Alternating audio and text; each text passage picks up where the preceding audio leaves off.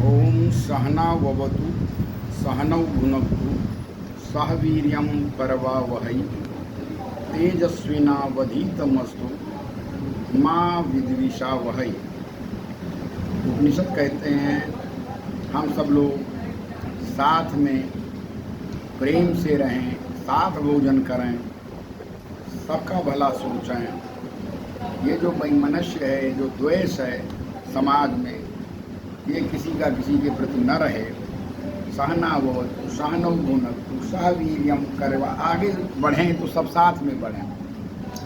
सह वीर्यं करवावहै तेजस्विनावधीतमस्तु, हम सब तेजस्वी हों।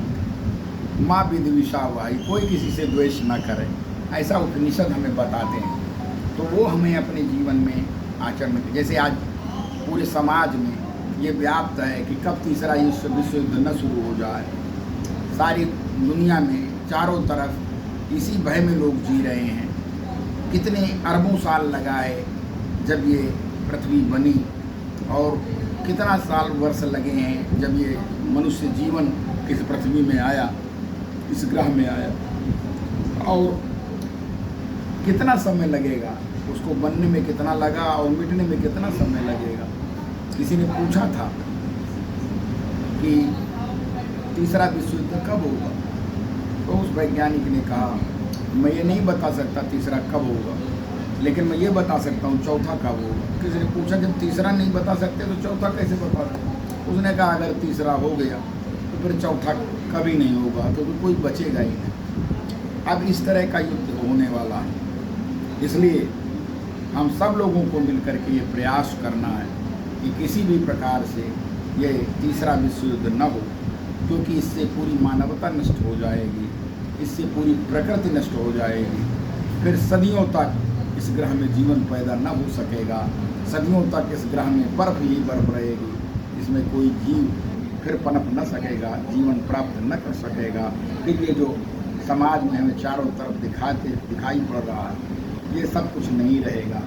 आज जो ये हंसती खेलती हमारी ये पृथ्वी है, हमारा ये ग्रह है, जिसमें 8 अरब से ऊपर लोग रह रहे हैं, ये सुंदर जीवन क्षणों में समाप्त हो सकता है। इसलिए प्रयास ये करना है कि हम तीसरे विश्व युद्ध की ओर न बढ़ें। जैसा कि आज वर्तमान युग में एक देश रूस यूक्रेन से लड़ रहा है, इजराइल गाजा में और ईरान से उसका युद्ध चल रहा है, और भी नए नए युद्ध अब आगे पैदा होने वाले हैं। इसलिए हमारा प्रयास ये होना चाहिए कि सारे लोग ये जो तरह तरह के अणु बम, उद्जन बम और दुनिया भर के बम बना रहे हैं, इनका बनाना बंद करें। जिनके पास बने भी हुए हैं वो भी इनको नष्ट करें, और आगे कोई न बनावे।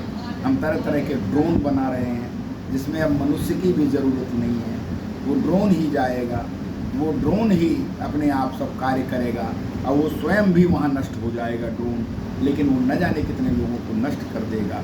जिस परमात्मा ने, जिस भगवान ने, जिस ईश्वर ने, जिस गॉड ने, जिस खुदा ने इस प्रकृति को, इस सृष्टि को बनाया है, कितने हाव भाव से उसने बनाया होगा, उसने क्या सोचा होगा, कैसे मनुष्य को गढ़ा है उसने, और मनुष्य के लिए सारी प्रकृति उसने पैदा कर दी है परमात्मा ने, और फिर भी हम प्रकृति को नष्ट करना चाह रहे हैं। हम परमात्मा के द्वारा बनाई गई इस अनूठी कृति का हम अनादर कर रहे हैं। कितना बढ़िया सुंदर हमें शरीर दिया है उसने, सुंदर देह दी है, हमारे सुंदर चित्त दिया है, सुंदर हमारे मन दिया है, सुंदर हमारे बुद्धि दी है, और हम इसका क्या उपयोग कर रहे हैं।